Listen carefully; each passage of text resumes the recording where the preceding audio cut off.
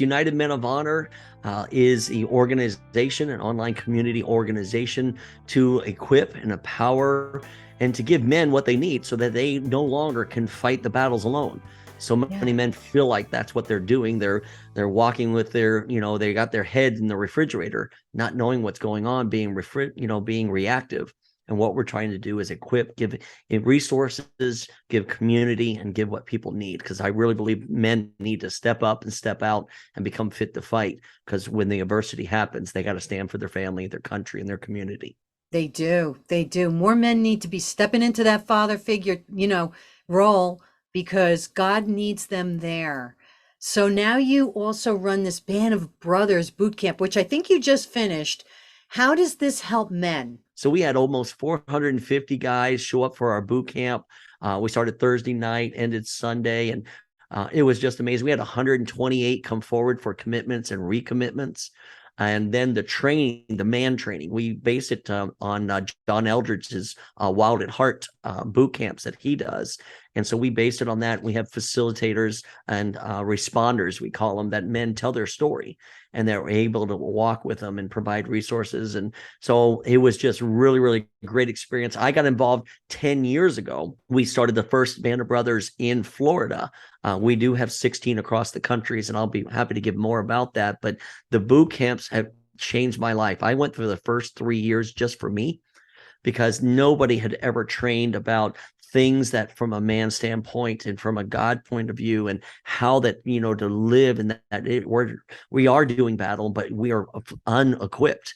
That this generation has not been equipped to be able to fight fair because we know our enemy doesn't. And so having that community and having that safe place where you've got somebody that you can reach out to, you do that because a lot of guys won't do that with guys they go to church with. They just won't become vulnerable with somebody who knows their wives or knows their family and stuff, but they can have a band of brothers and have a safe place and then give resources to get through. And then I became part of the leadership team. And now, 10 years later, we have built this into a credible organization. And we now have half of our guys, 60% don't even know why they're coming. They think they're coming for gun range and helicopter rides and airboats and alligator wrestling, and then we have alligators and country fried turkey, deep fried turkeys and stuff at night, and That's we have great. a great experience, guys experience, so they can come out and we do certifications for become get their concealed carry permit so they can be educated about how to use their Second Amendment and do with that if that's important, and then have that experience. And then what they do is we share our faith is the answer. And we have very successful business partners of mine. I'm in financial coaching and been for years, and we've been able to use our influence to invite and talk to people about taking the next step and finding more. That's amazing. What a great ministry that is. So how can men, it's like teaching, right? How do Right. these men, how do they come out? Do they come out like revived, refreshed, more information in them so they can take it into their churches, into their lives? What's the outcome? Well, the takeaway is that we always go through a day and a half of training of telling the greater story, that there's stuff going on that most people don't realize that's happening, and telling that greater story and then showing them the problems that they've had, even from their wound, their father wound. Maybe they were taken advantage of. Maybe their father didn't do what needed to be done. And what they end up doing is if they don't fix it and realize it, they end up continuing it. And that's why we see that cycle. Our goal is to break that cycle and to provide them a breakaway that they can say, hey, this is what's going on. I now realize it. I'm not living reactive. I can now be proactive and do the things that we do. And so we have that. Then we do a call that we actually give them a chance at no music, no anything like that, but just say, hey, do you want to learn how to get more? And how to get more power, how to get more understanding, and how to get more community so that you can go forward. And like I said, we had over 100 guys come forward, which was amazing. And then on Sunday, we did another one before we ended, and we had another 30 guys that their hearts were ready. And then we had another 60 guys that are saying that they need help, that they actually came out and said to us that they need help in coaching and accountability. So then what we're going to do is after the boot camp, next Monday night, we start the 18-week, what we call Operation Timothy, which is a discipleship program where Paul, a leader, mentors a Timothy and takes him through, okay, now that you've gotten this experience, now you've had this boot camp, what is it and how do you walk it out? Because the enemy's coming after you hard and fast after this thing. And so what we do is that they give them that information. And then throughout the year, we provide other online training and other resources, like we do a Conquer series dealing with sexual addictions. And a lot of guys with porn and with other things that they've been taken out of their mission. We need to make sure that they are equipped and they have the tools for that. And then we do a Forgiving Forward workshop where we teach people the 10 steps to forgiveness. And most guys never get past number 3 because they've never been guided. And that's what it really comes down to. It's an empowerment program and a community that's built. We use the boot camps as our launch points. Mm-hmm. So this is a nationwide thing. Like, how can someone get involved? You're in Florida. What if somebody's from California? What if somebody's from upstate New York? How can they be part of this? We are the online community, and there are 16 of these boot camps across the country in 4 provinces of Canada.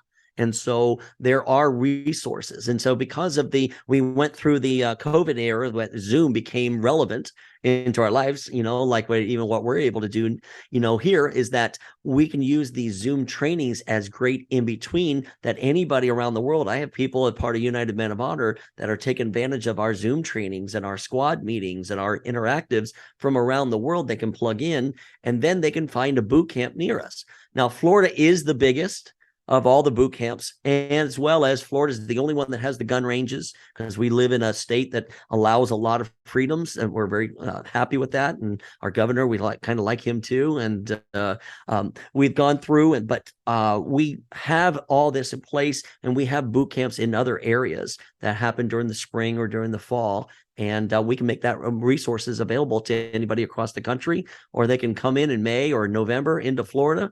November is really a great time to come to Florida. So they can be part of us as well too. I had guys from 10 states and 2 provinces of Canada that came in, and 1 guy came over from the islands just to be with us at the boot camp. And now they have the resources and they can plug in online with the rest of us and build their own squads where they live. All in all, we want to know, how can men step up and become the rock in their family?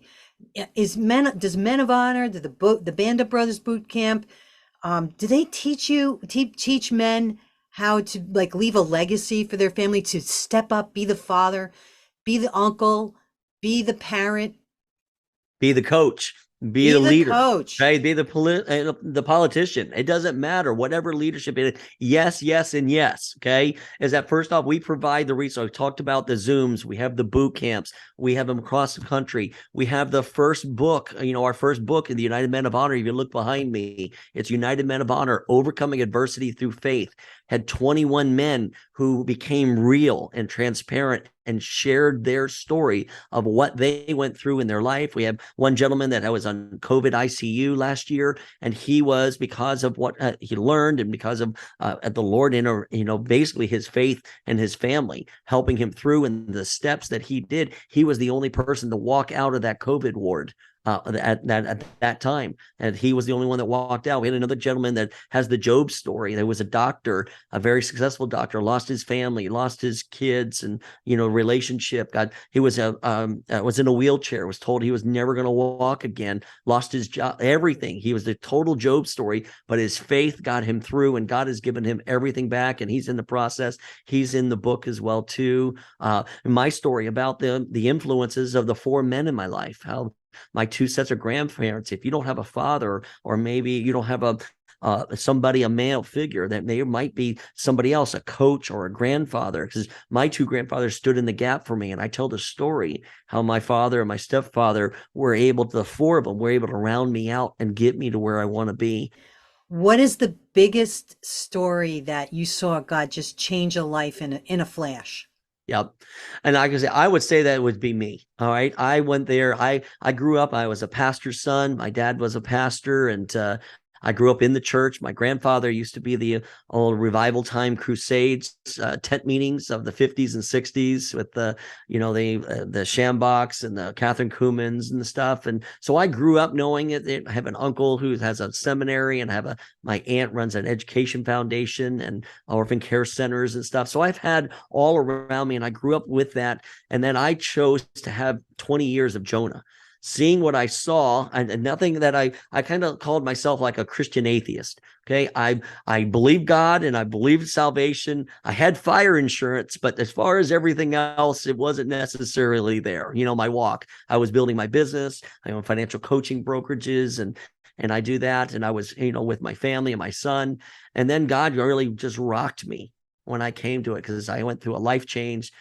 My son's mom decided she wanted to go on her own, and I had a 17-year-old that I had to feel like I had to finish, that was just having some issues. And I was at a place where God really, really was able to talk to me. And they used the book. And one of the guys I respect very much in our business, very successful, said, why don't you come away for an activity weekend? We share our faith, and we give you some hope and give you some good training. And I think it'll be a great experience. And that was it. Didn't say anything about God or anything about anything. And nothing churchy. Guys don't want that, to hear. But then he just went, and I went there, and the quiet times, I have never, ever had 45 minutes to an hour, because they unplug completely at boot camp.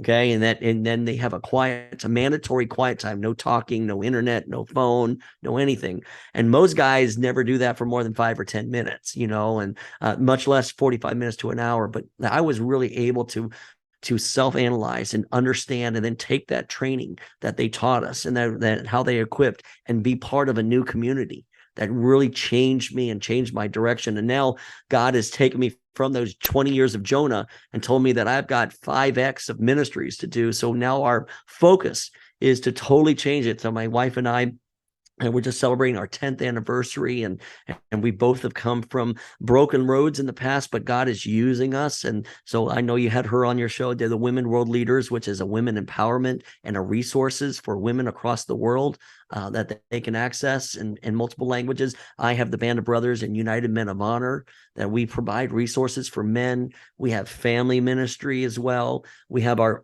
education foundation for overseas, where we believe in teaching the trainers how to teach children. And then the last thing is that we're believing in encounter nights, that where there's a place that people need more hope and need more faith, and people need to pray.